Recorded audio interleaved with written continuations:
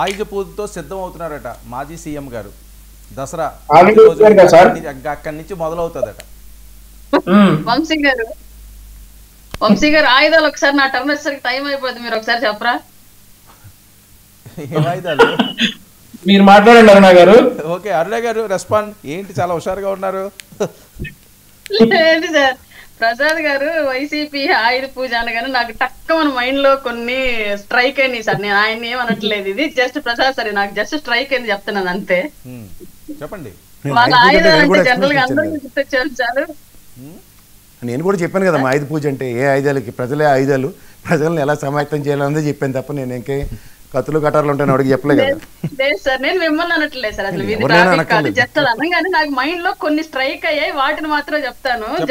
పేరల పెద్దలకి వీక్షకులకి మీకు నమస్కారం సార్. మొదటగా వైసీపీ ఆయుధ పూజ అనగానే ఎవరికైనా స్ట్రైక్ అయ్యే విషయాలు మొదటగా గొడ్డలి, కోడి కత్తి, గులకరాయి, కారు టైర్ స్ట్రైక్ అవుతాయి సార్. స్టేట్ లో ఎవరికైనా ఇవే స్ట్రైక్ అవుతాయి. ఇది మాత్రం మీరు నన్ను ఏమి అనుకోవద్దు, జనరల్ గా ఒక నార్మల్ ఓటర్ గా మైండ్ లోకి వచ్చి చెప్పాను అంతే.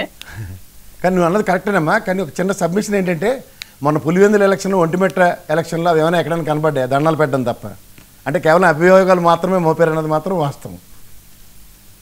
ఇప్పుడు మాటలు 4 ఆయుధాల అభియోగాలు కాదు సార్, అవి ఇంకా తేలుతూ ఉన్నటువంటి విషయాలు సార్. పులివెందులో కనిపించలేదంటే హ్యాపీ, మార్పు చెందిన మనసు పొందాడని చెప్పేసి నేను కూడా హ్యాపీగా ఫీల్ అవుతాను సార్. ఇప్పుడు మారే ఉన్నారు కానీ అభియోగాలు మాత్రం మోపబడ్డాయి, పులివెందుల రాజకీయాలు ఇలాంటివన్నీ. నేను ఎప్పుడు మోపాను సార్, నేను అందుకే నాకు ఆ 4 స్ట్రైక్ అయ్యి అన్నాను, వేరే ఇంకేమీ నేను యాడ్ చేయలేదు. స్ట్రైక్ అయిన దానికి నేను కూడా యాడెడ్ ఫ్లేవర్ ఇచ్చాను. Okay okay okay okay continue sir. చెప్పమ్మా సార్, జనరల్ గా ఎవరైనా సరే దసరా తర్వాత అన్ని పార్టీలు కూడా వారి వారి రాజకీయ వ్యూహాలని ఈ రోజు రాష్ట్రంలో తెర మీదకి తీసుకొచ్చుకున్నటువంటి విషయం అయితే ప్రజెంట్ జరుగుతోంది. రీసెంట్ గా వైజాగ్ వేదికగా జరిగినటువంటి మా పార్టీ మీటింగ్ లో కూడా పవన్ కళ్యాణ్ గారు దసరా తర్వాత కొన్ని పార్టీల ప్రణాళికలు అలాగే కొన్ని నిర్మాణాలు కూడా చేపడతామని చెప్పేసి త్రిశూల వ్యూహాన్ని దానికి నామకరణం కూడా చేసి రాజకీయంగా ముందుకు వెళ్తానికి ప్రణాళికలు సిద్ధం చేసుకోవడం జరుగుతోంది. రాబోయేటువంటి స్థానిక సంస్థల ఎలక్షన్స్ కూడా ఇది ఉపయోగకరంగా ఉండిద్ది అని చెప్పేసి అన్ని పార్టీలు కూడా సన్నద్ధమవుతున్న విషయం సార్ క్లియర్ గా. ఓకే, సో ఆయన పార్టీ పరంగా బలోపేతం చేయడానికి, కూటమిని ఓడించడానికి ఆయన ఏ పూజ చేసినా ఏ అడుగులు వేసినా సరే మోర్ యాక్టివ్ అవుతారట. ఆయన యాక్టివ్ అయితే మీరు అక్కడ తట్టుకోగలరా? అంటే ఇప్పుడు దాకా ఆయన యాక్టివ్ గా లేరా సార్? గత సంవత్సరంన్నర కాలంగానో లేదంటే పోయిన 5 సంవత్సరాలు మీకు కాస్త సమయం ఇచ్చారని, ఎలా పాలిస్తున్నారు కాస్త సమయం ఇచ్చారట, మీరు సరిగ్గా పాలించట్లేదని వస్తున్నారట బయటికి. 5 ఏళ్ల పాటు ఆయన అధికారంలో ఉన్నప్పుడే మేము తట్టుకొని ఉన్నాం సార్ క్లియర్ గా. ఇవాళ అధికారం లేదు, పైగా ఇప్పుడే సంవత్సరాల తర్వాత బయటకు వస్తాడు అన్నట్టుగా మీరు చెప్తున్నారు. మరి చూడాలి ఏ మాత్రపు మైండ్ సెట్ తో బయటకు వస్తున్నాడు అనేది. మేము కూడా బయటకు వస్తే చూస్తాం సార్. రైట్ వంశీ, మీ కామెంట్స్ ఏంటి? ఒకసారి లక్ష్మణరావు గారి మాట విన్నాక మాట్లాడదాం అనుకుంటున్నా. లక్ష్మణ్ రెస్పాండ్.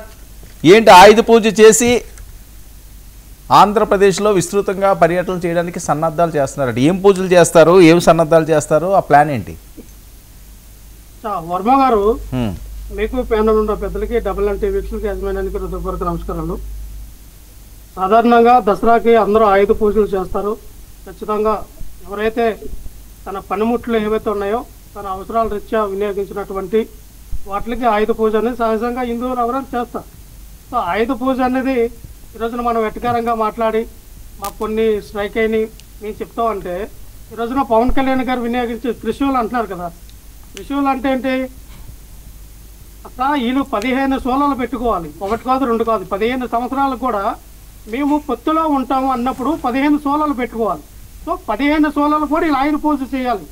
పవన్ కళ్యాణ్ గారు ముందు ఈ 15 సోలాలకి ఆయుధ పూజ చేసి అప్పుడు తర్వాత పార్టీని ఎస్టాబ్లిష్ చేస్తామని చెప్పారు. కాబట్టి మా ఆయుధ పూజకి వాళ్ళ ఆయుధ పూజకి ఏంటనేది డెఫినెట్గా ప్రజలు గమనిస్తారు.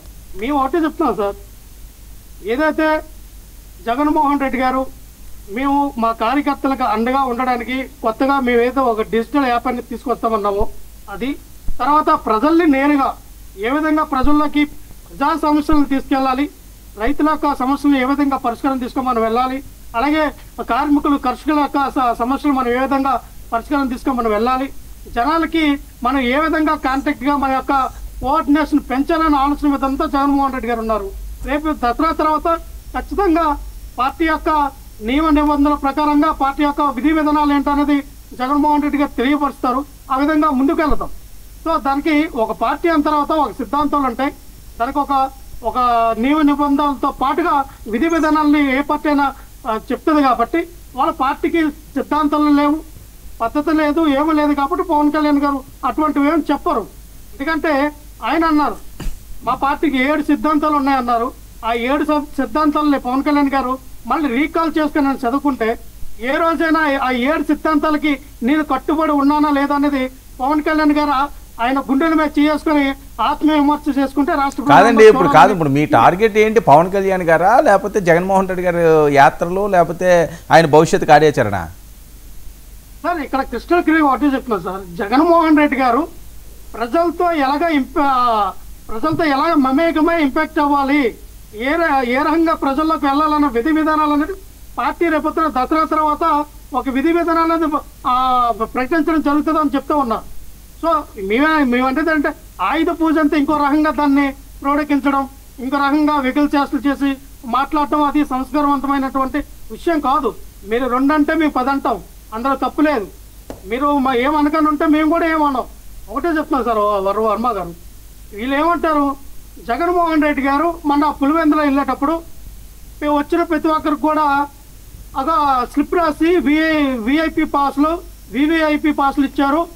జగన్మోహన్ రెడ్డి గారిని ఎవరు కూడా కలాలంటే ఇవి స్లిప్పులు తీసుకుని వెళ్ళాలని ప్రచారం చేశారు. చాలా ఘోరంగా సార్. జగన్మోహన్ రెడ్డి గారు రోడ్డు మీదకి వస్తే వేల సంఖ్యలో లక్షల సంఖ్యలో వస్తూ ఉన్నారు.